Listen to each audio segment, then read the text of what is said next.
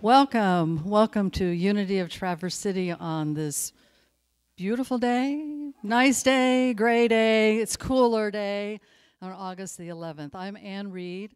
I'm your worship assistant today, and I want to welcome our music team. Thank you very much. Reverend Kit, Reverend Kit Holmes, who will be our speaker today. Thank you, thank you, thank you. And I know coming up next Sunday will be Judy Grimes, Reverend Judy Grimes, and the following Sunday we will hear from our good friend Lori Jean. So, got a great lineup for the month of August. A couple of announcements. One, our fall series is starting on September the 8th and will be every Sunday through October 13th. It's an end-of-life series, which sounds very, I don't know, sad, kind of. But it's coming to all of us at some point or another, and this will help you prepare for that. So I'm actually very excited about it because the speaker, Elizabeth, and I can't remember her last name, but it's out there on the sheet, comes from hospice. She's very well-spoken. She's very enthusiastic.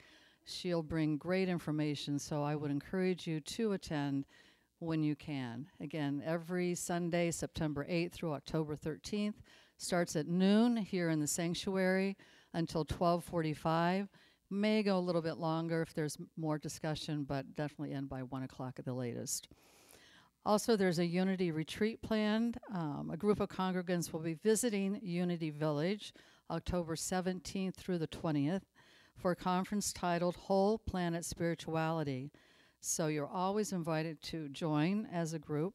And if you're interested, please see Marianne and Jill, neither one of whom are here today, but there is some information on the table out in the lobby. Back up.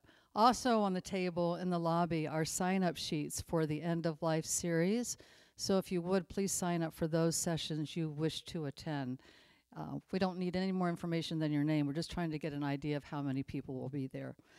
And then finally, our grief group will meet today at noon. I don't know what's on the slide. They will be meeting today at noon in the room adjacent to the fellowship hall. So anyone who may be experiencing a loss of any kind, whether that be a loved one, a pet, a job, a limb, anything, you are more than welcome to attend. So with that, could we move into our next song? And if you'd like to stand, we'll sing this thing.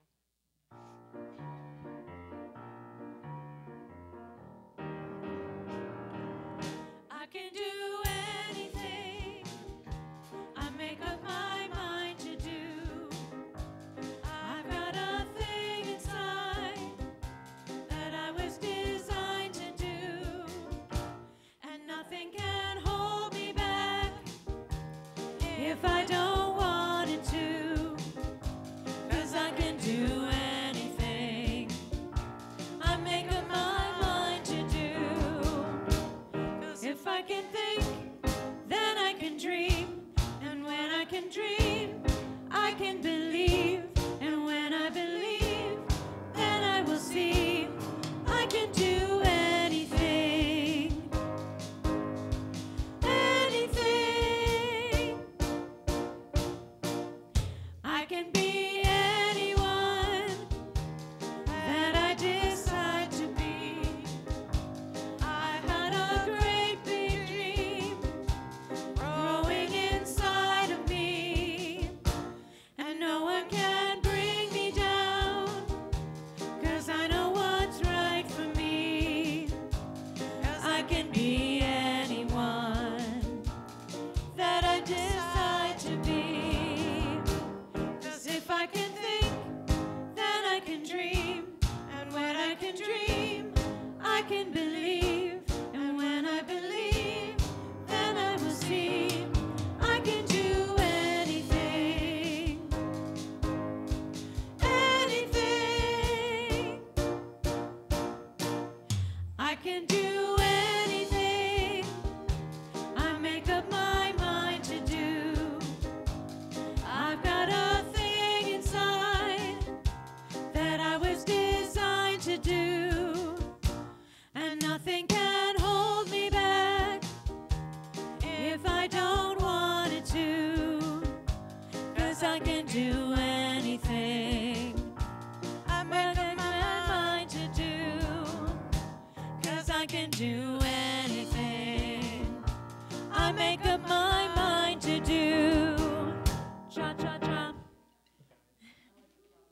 And before we go into our prayer today, I wanted to tell you a little story that's not on the order of service, sorry. But for some reason, I just felt really compelled to share this with you today. Part of what happens when I'm the worship assistant, when I'm getting ready in the morning, I just kind of let my mind go wherever it goes, and it goes in like these really crazy places. And this was one of the things that occurred to me. And it has to do with, I think many of you know that I'm seeing someone else romantically. His name is Bruce. And Bruce lost his wife a little over a year ago. Well, that's a lie. It's not even quite a year ago, from ovarian cancer. She dealt with that for 3 years and then died in September of 2023. Well, to recognize the anniversary of Barb, that's her name, Barb's passing, Bruce has decided to remove a tree from his yard and replace it with a Japanese red maple tree. The tree that's being removed is an apple tree, old apple tree. Maybe had 3 apples on it. And so he chopped it down, like Johnny Appleseed, chopped it down, cut up all the branches, made 2 big piles of branches that were sitting in his yard. And yesterday meaning Bruce decided, and I went along, decided that we would remove those branches and take them to another wooded area about 5 miles from his house. So we loaded up his car with branches, drove it over to the wooded area, spread them out. And, you know, what I recognized was those branches were now going to become another part of nature. And they were going to feed that ground and become part of that ground. And so that whole cycle just continues. Well, we went back for the second load of branches, and while we were loading it, a truck pulls into his driveway. And an elderly man gets out, kind of looks like Santa Claus without a beard. It's cute. And he has a wooden bowl in his hand. Beautiful, beautiful wooden bowl. He had picked up one of the pieces of the trunk of that apple tree and turned it into this wooden bowl. And again, I was reminded of that whole circle of life and transitions and how one ending might signify a new beginning in a whole different form that we may or may not be able to anticipate. So to me, that just felt really sacred and spiritual and beautiful. So with that, let's close our eyes and we'll begin with our opening prayer.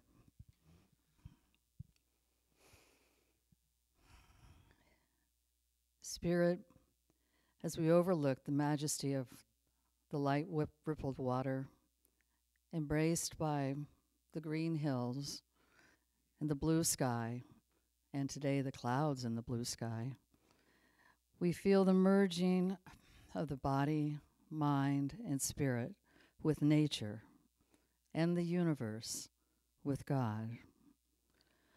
We are one with all there is. We are one with life itself. We are in perfect peace. And for that, we give thanks. And so it is.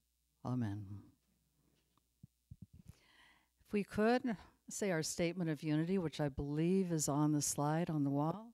So together, I am divinely guided to a new and fulfilling life.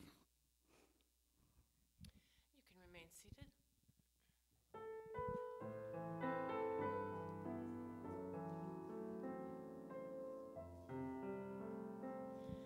There's a heart that will never turn away. There's a love that I know is here to stay.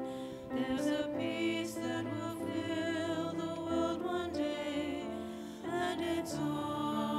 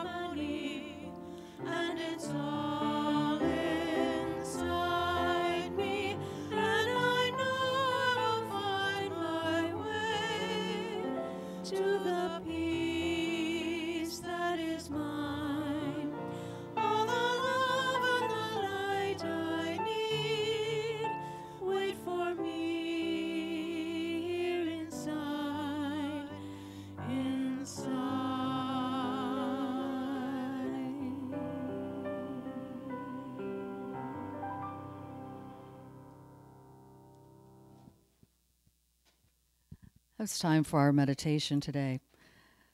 Today's meditation is designed to help you connect deeply with your body, fostering a sense of calm, presence, and inner peace. It's also a way to cultivate mindfulness and gratitude for your body and the life force within you. So please get comfortable in your seat, placing both feet on the ground beneath you. Close your eyes and take a few deep breaths to relax your body and your mind. Begin by focusing on your breath.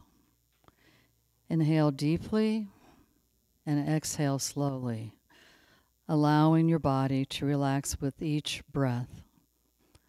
Notice how your breath naturally slows down as you become more relaxed. Gently place one or both of your hands over your heart, feeling the warmth of your hands against your chest. The physical connection helps you tune in to the sensations in your heart area. Focus your attention on your heartbeat. If you can't feel it right away, don't worry. Just keep your awareness on your heart area. With time and patience, you may begin to notice the subtle rhythm of your heartbeat. As you become more attuned to your heartbeat, allow your breath to sync with its rhythm. You might inhale for a few beats and exhale for a few beats, creating a harmonious flow between your breath and your heartbeat. Use the steady rhythm of your heartbeat to anchor yourself in the present moment. Let go of any thoughts or distractions and simply be with the sensation of your heart beating. Feel the life force within you, the gentle reminder of your existence. As you focus on your heartbeat, reflect on the gratitude for your heart and the life it sustains. You might silently repeat affirmations like, I am grateful for my beating heart. My heart is strong and full of life. Each beat brings me peace and vitality. Allow these feelings of gratitude to fill your being. If you wish, you can imagine the rhythm of your heartbeat radiating peace and calm throughout your entire body.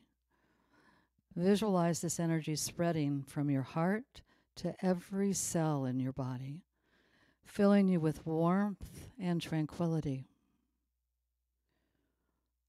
We'll spend a few moments in the silence, simply being with a sensation of your heartbeat. Let it be a reminder of your connection to life and the present moment.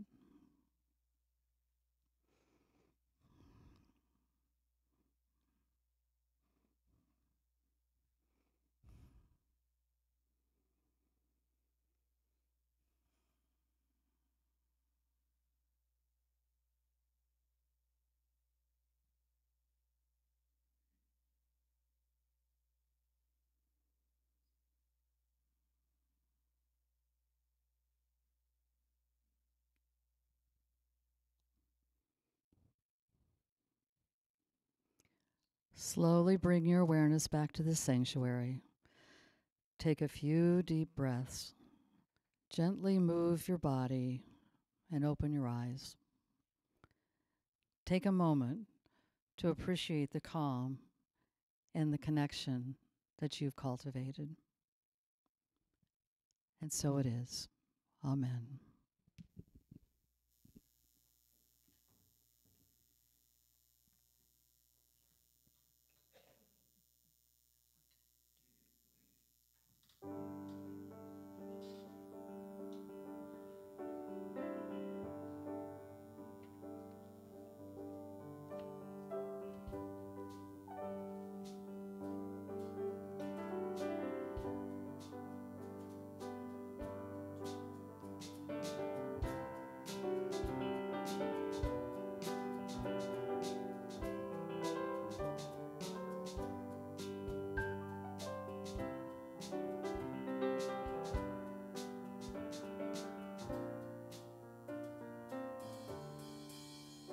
traveling light now.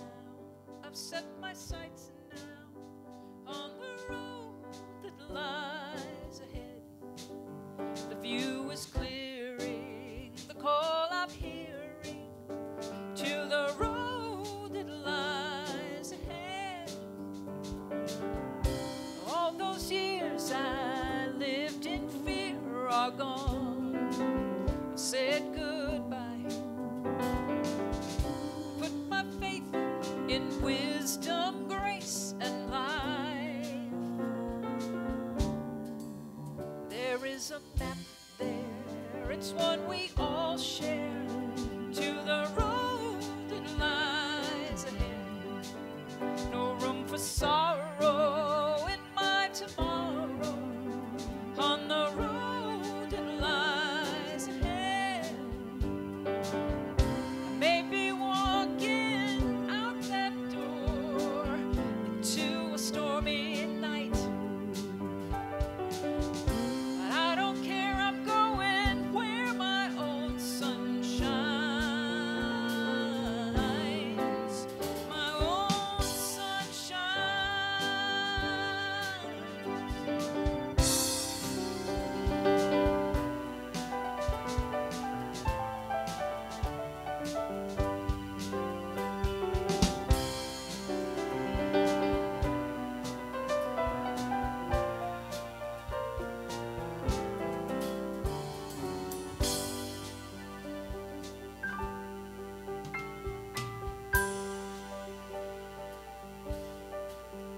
traveling right now. I set my sights now on the road that lies ahead, on the road that lies ahead, on the road that lies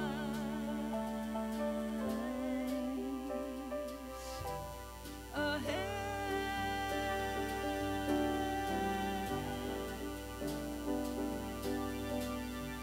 Traveling right now.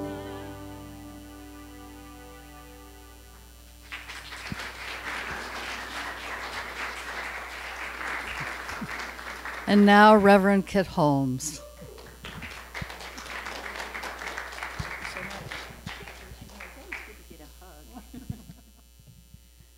Is this mic, to me it's a little quiet. Can we get the mic up a little bit, Bob? Thank you so very much. Is that better? Whoa. Hello. Thank you so much. Good morning. The founder of Science of Mind, Ernest Holmes, says, never limit your view of life by any past experience. Always expect the best. Always expect the good. So how would it feel if we lived in a constant state of joyful expectancy? I like that. Yeah, there's a woo-hoo out there. I like that. The Road That Lies Ahead was a song that I wrote when I was making a very large move for the first time in my life. I was moving from the Athens, Georgia area to the Austin, Texas area. And I had pretty much sold everything that I had. I had my music gear, I had my clothes, I put the family antiques in storage, I had my dog, I had my computer, and I headed west at the end of 2001. And before that, I mean, I knew that was coming. I had some contracts to fulfill, I had some things that I was going to do, but this was like, this is the big adventure. I wasn't going to a job, per se. I wasn't going to a relationship. This was everything that has come before. I'm setting off to the side, and I'm letting go. This was my first kind of big letting go. And all these years later, 20-some-odd years later, I really know what letting go is now. But as an adult, this was a big deal. I mean, I had moved a lot as a kid. The family had moved a lot. I had moved from Michigan to Wisconsin to go back to school, but I was in a relationship. I moved from Wisconsin to Georgia. I was in a relationship. I had a job. You know, it was like there were things. This was just me making this big adulting decision to start over and let go, to step into joyful expectancy. I had that around there, and I had a whole lot of fear, too. I had a lot of terror. What's coming? The only thing I knew, there were 2 people in the entire state of Texas, which is very, very large, as you know. I only knew 2 people in the entire state, and I was going to move on to their ranch to work for my room and board until I got on my feet in Austin. So there were a lot of people that were like, wow, that is so courageous. That's so brave of you. And I'm like, the part of me is like, yeah, whatever. Oh my God, what am I going to do? What am I doing? Oh my God, what am I doing? But I listened to that call to the road that lies ahead. There was something greater in me ready to be expressed. I had just come upon the Science of Mind teachings about 3 years prior to that, through the magazine.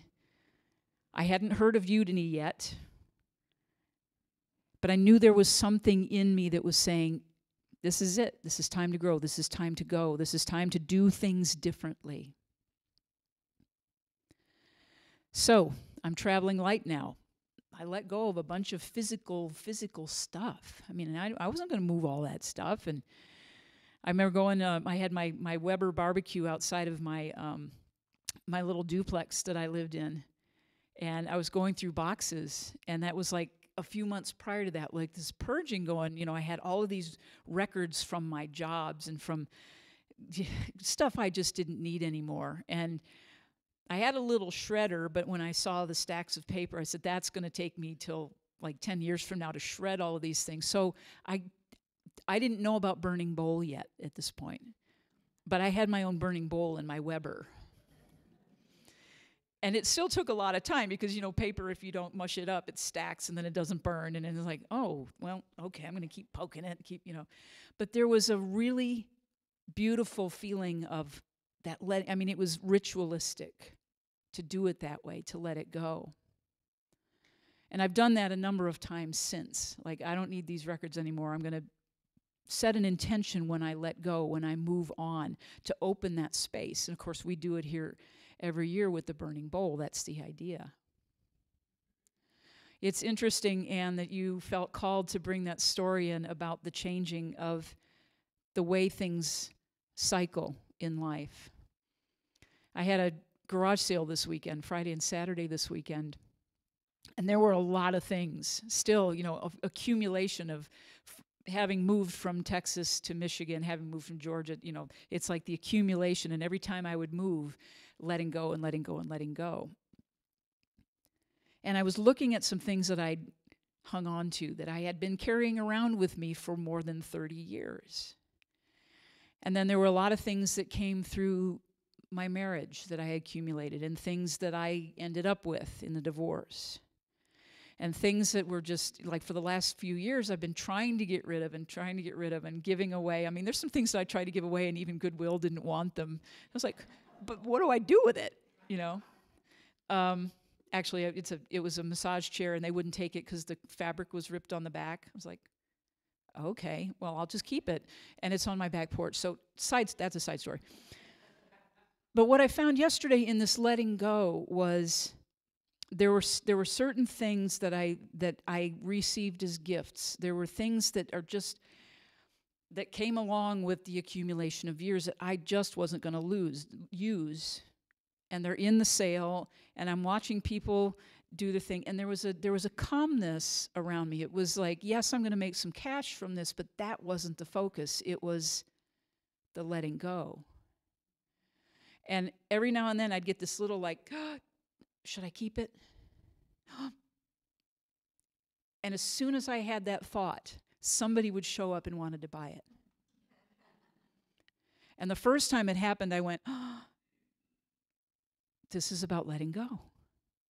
This is about non-attachment to what comes next. This is clearing out. And every time what I did is I gave myself permission to have a little moment of grief, or a little moment of joy, or a little moment of, and somebody picked up one thing, and the emotion that came up in me surprised me, the grief that came up around it. And I walked around the side of my garage and I just said, letting go, letting go, letting go, letting go, letting go, letting go. To reassure that inner self, the little child that is like, but. It's like, no, this is opening space. Our practice about joyful expectancy, there's that old saying that says, keep your expectations low and you'll never be disappointed, right? Have you never heard that before? Okay, I see nodding heads. I'm like, was I the only one? But if you think about our energy in this teaching, in metaphysics, not having an expectation of anything better keeps us in the vibration of not anything better. Staying in the vibration of hanging on to, well, I might need it later, keeps us from, it shuts us off from the amazing flow of the infinite abundance that is around us. And so it's that push-pull, the human ego part that wants to control things and people, particularly people. That's our work, isn't it? The joyful expectation is to have gratitude for everything we have now. It is the now moment. Loving what we have so that we can have what we love.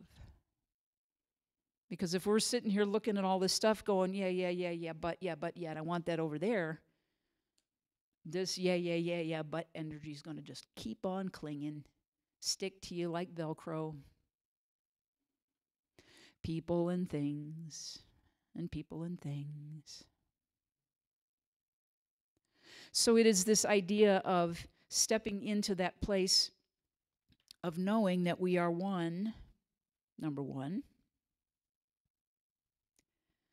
Gratitude in advance of everything. The author Rachel Held Evans, from her book A Year of Biblical Womanhood, says, faith isn't about having everything figured out ahead of time. Faith is about following the quiet voice of God without having everything figured out ahead of time. Listening to that still small voice that says, get on the road that lies ahead. Take the first step.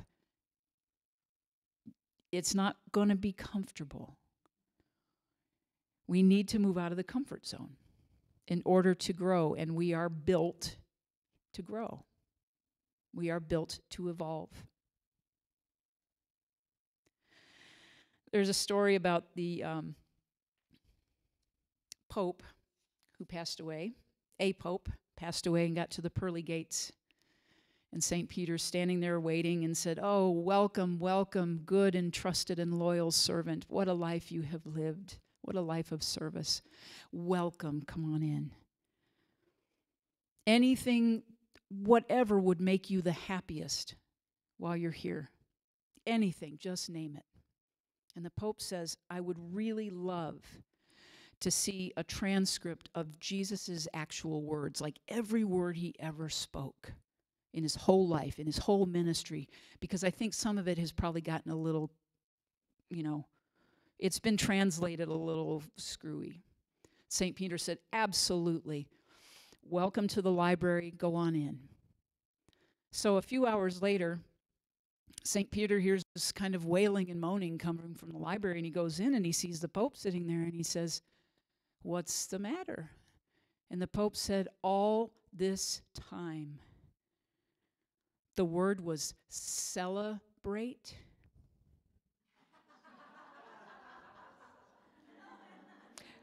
Yeah, it takes a second. Not celibate, celebrate. Okay, now you got it. So that mindset of the expectation,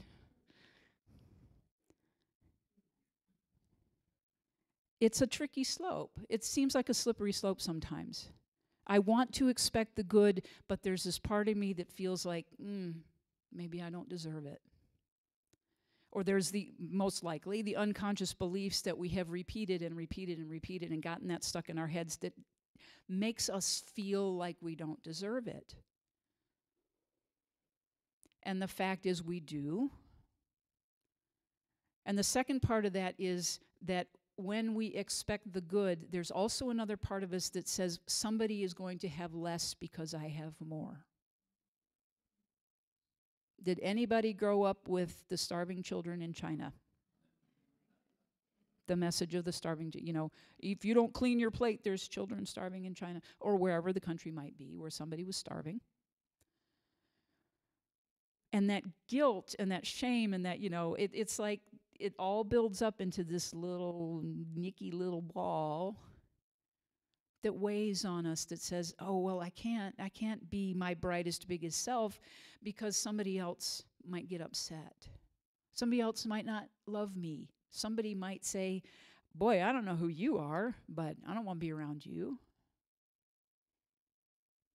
And our core fear, our biggest fear, of course, is that we're separate and that somebody's not going to like us and that we are going to be abandoned and we're going to be left alone in our narcissism or our self-centeredness.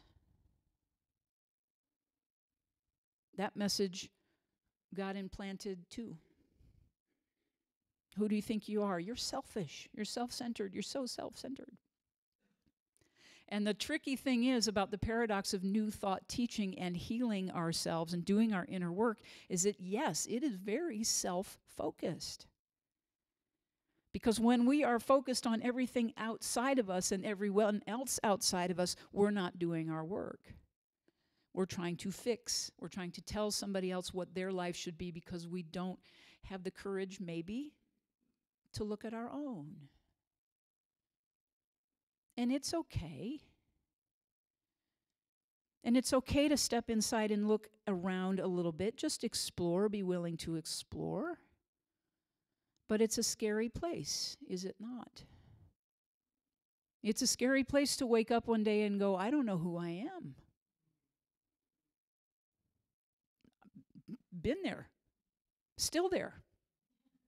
I don't know about you, but I'm still asking that question every day. Who am I? Even though I'm doing this work and I'm up-leveling and I'm expanding my consciousness and I'm healing a lot of things, there are some days when I just stand back and I go, I don't know who's doing that or saying that or thinking that. And what do I really think? How do I really feel about that? Am I just going along because it's comfortable and I don't want to upset anybody? And that automatic reaction. As we know, we are never separate from Source. We can hear it, we can affirm it all day long, all day long, all day long, and it's a necessary practice, in my opinion. Because that's how we learn things. That's how we get it in here. That's how it becomes second nature to us. And what's interesting about it is that the second nature is really our first nature of knowing we are not separate. That is our default state. That is the voice that says, get on the road that lies ahead. But it takes us a lot of journeying, a lot of adventures, a lot of missteps, a lot of tumbling, falling, getting back up to say, oh, that's who I am. And all along, the entire way, there has been that presence within us that has guided us, that has guarded us, that has moved us along the path, if we let it.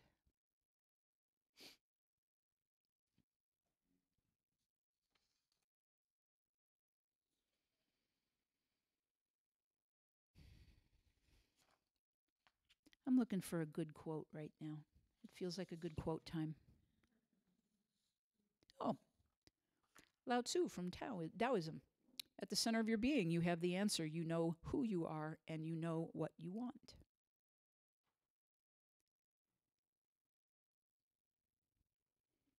The actor and singer Jimmy Dean says, I can't change the direction of the wind, but I can adjust my sails to always reach my destination.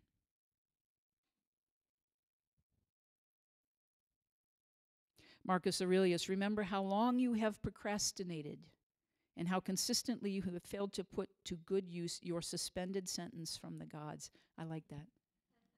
Your suspended sentence from the gods. It is about time you realize the nature of the universe of which you are a part and the power that rules it, to which your part owes its existence. Your days are numbered. Use them to throw open the windows of your soul to the sun. If you do not, the sun will soon set, and you with it. Our procrastination, our refusing the call, our saying no to it, are all, and I speak from personal experience, the greatest sin that we can ever commit. Saying no to the call on our life and the call on our hearts.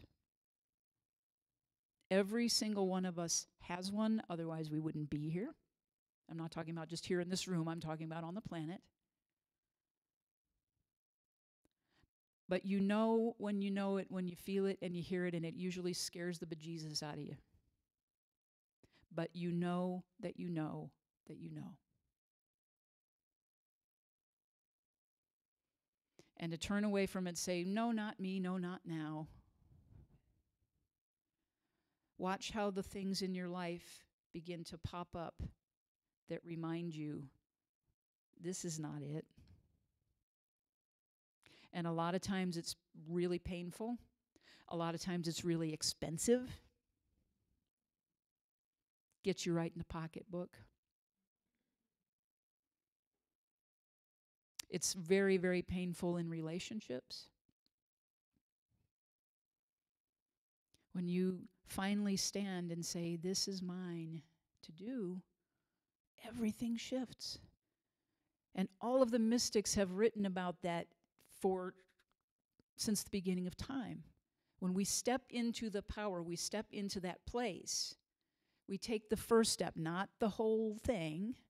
We just simply say, okay, I'm willing. I'm willing to pick up the corner of the curtain and peek and say, okay, maybe this. And watch as things unfold. Those synchronistic moments of the gentleman showing up with a turned bowl from the stump. I've watched some amazing things unfold in the last week just because I have said yes. Without attachment to the outcome. The experience I had in my garage sale this weekend was, first of all, the people I got to meet and the conversations I got to have and the things that people look for or that they feel like they can't live without from your stuff. And their stories are amazing. There was one little thing in this little conversation with these folks, a young couple, and they were talking to somebody else in the garage, and they're getting married next year. And they're getting married at the Ramsdale, and some of you came to the concert, and well, you guys came on Wednesday for One Mind Wednesday. They're going to get married there next October, and they were talking about all the ways that things had fallen together for them, and I just said, well, do you happen to have a minister? Well, no, we hadn't gotten that far. We got the place picked. I said, well, here's my card. And we had this beautiful conversation. And there was another gentleman who was an artist and a musician, and it's like those. I just stood in and took it in. There wasn't any like, okay, nobody's showing up, I'm going to call it. I mean, I had a moment yesterday because it was cloudy and windy and cool, but that voice said, stay. Stick with it. Stick with it. I'm like, okay, I'm going to go into the house and get another cup of coffee, and I came out, and there's all these cars. So it's that subtle difference that we practice, knowing, recognizing, listening to. And the biggest part of that is not judging ourselves or condemning ourselves when something doesn't turn out the way we wanted it to. Because at the core of all of this, and being in joyful expectation is, it's all there waiting on us. Everything that we need, everything for all of our support, all of our supply, all of it is waiting right in front of us. And our work is to trust that it is going to unfold as it needs to, not necessarily how we think it needs to. In most cases, rarely does it come the way we think it needs to happen. So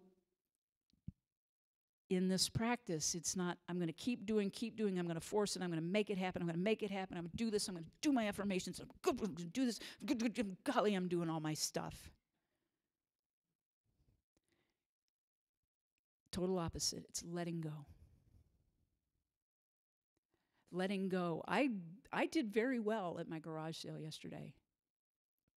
And I attribute that to the fact that I let go. I had no expectation except one. My joyful expectation on Thursday night as I was getting things ready, there was a thing that said, give me a number. What do you want to make this weekend? And I had a number in mind, and I let it go. I made $6 more than that number yesterday. And it was substantial. And I didn't think I had that much stuff. I really didn't. And there's another $40 coming in today because my neighbor wanted to buy my little mini fridge. So, key thing, hold something in mind. Hold the intention in mind. This is manifestation stuff. Hold the intention in mind and let it go. Let go of the how. Let go of, well, so it's going to do this, and then this is going to happen, and then I'm going to do this, and I'm going to go here, and I'm going to hear it. No. Let it go and stand and breathe and go easy on yourself and trust that it is happening in the background because it is. How things have shifted in just the couple of weeks since the last time I was here. We talked about the stuff going on in the background that we cannot see, and yet it is happening. And we stand in faith, and we stand in faith, and we stand in faith, and we say, I can't see it, but I trust and I know that the right thing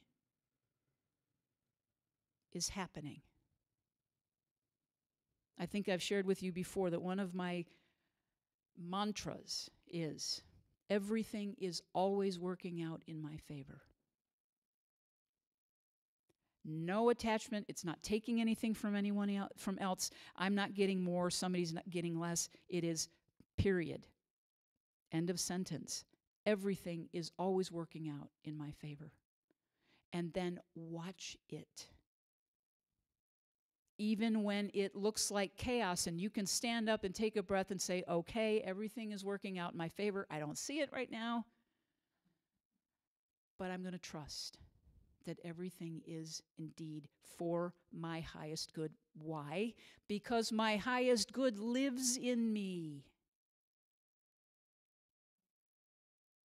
My highest good is already here.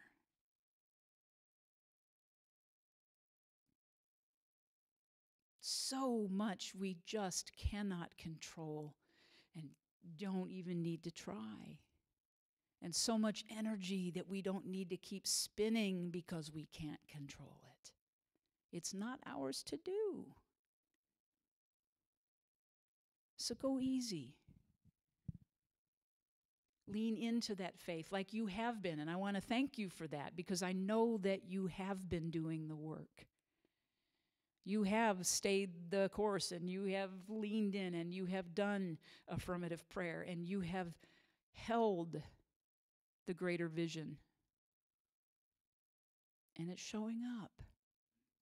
It's showing up in absolutely surprising, magnificent ways. And to keep doing that. And through all of it, go easy. Just go easy. It's really good to see you all again today. Thanks for having me back, Libby, and namaste.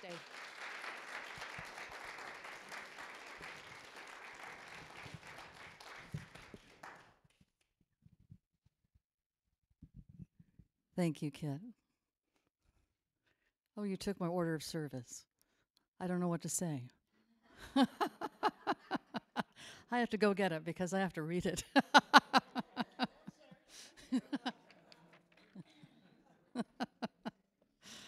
Oh, that's such a good message. I have to tell you, my nature is to plan, which is another way of saying I want to control everything. And I keep a calendar, I keep a paper calendar still. And yesterday I was looking through my calendar, looking at all the things I'd written down that I was going to do. And when I do them, I check them. When I don't do them, I cross them out. I had more cross outs than I did checks. So that told me something about just letting go and letting things happen and not being attached to the outcome. Thank you very much. So now, if I'm remembering right, now is the time for our prosperity blessing. So this is the time of our offering. It's a time to share our financial gifts with us. As children of a loving God, we live in light, in the light of abundance, deeply grateful for all that has been given and all that is to come. We embrace the good that God provides with joy and thanksgiving. So together, if we could please say the prosperity blessing. I release any limiting thoughts or beliefs, making room for abundant good to come into my life. I invite you to just kind of let this settle over you.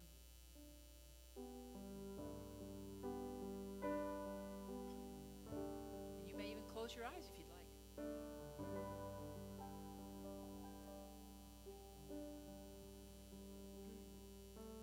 Easy.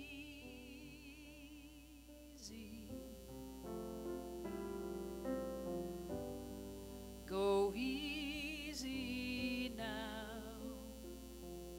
Just breathe in. Breathe out. Take time. Make time now to breathe in, breathe out.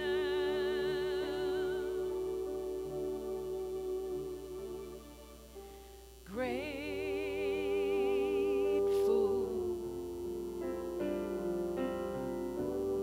so grateful now to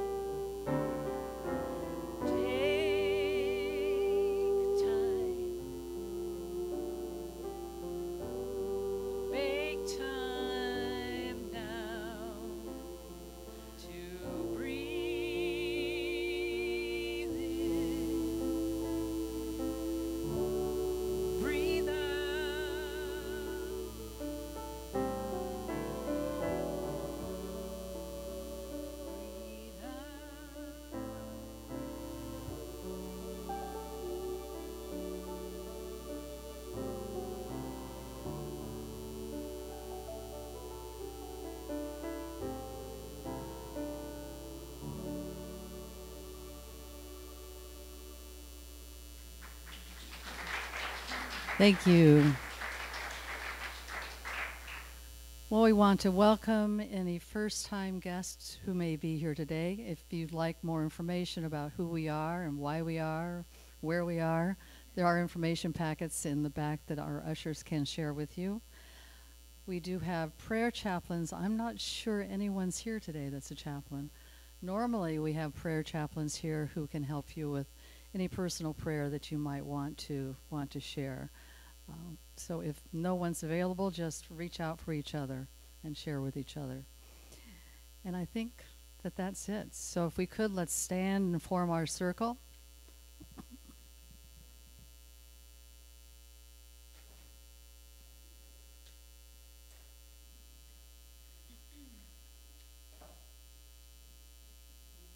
Kit, do you mind doing a closing prayer? I'll give it to you. Or not. Or you should put something in there. Sure, I did.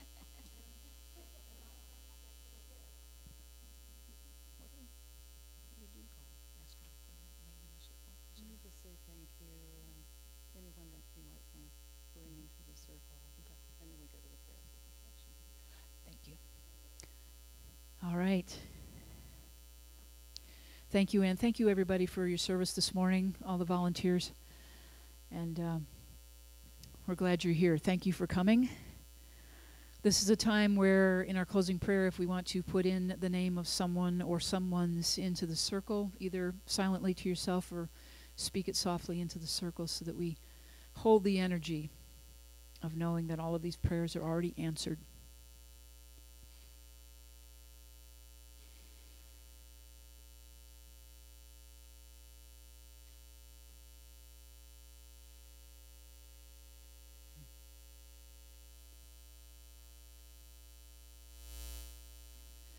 We know that these words are lifted up in love and in gratitude for knowing that everything is already in motion, running in the background, already done. And we have so much gratitude for knowing that we are heard before we ever speak the words. Spirit knows what is on our hearts. So with great, great thanks, let us join together in our prayer for protection. The light of God surrounds us. The love of God enfolds us. The power of God protects us. The presence of God watches over us. Wherever we are, God is, and all is well.